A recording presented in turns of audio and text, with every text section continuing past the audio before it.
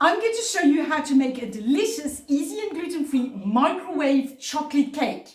Okay, so you need to put 180 grams of dark chocolate, 80 grams of butter and 3 tablespoons of water. You need to just put all this in a glass dish a dish that's oven-proof, let's say. You need to microwave it for about a minute at maximum power until it's melted. Then make sure it's all really well mixed.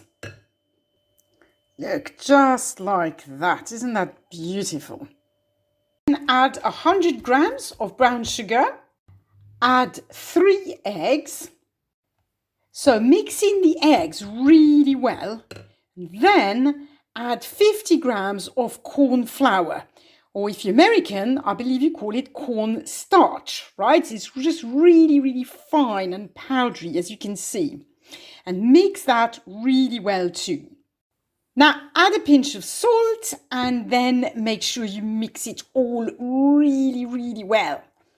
Just like that. Then put it in the microwave for 5.5 minutes, maximum power. I think it's going to be delicious. What do you think? And that's it. It's normal. It looks a little bit wet, but that's absolutely normal. Just let it cool down a little bit. You will see it's absolutely delicious. There you go. Look at this.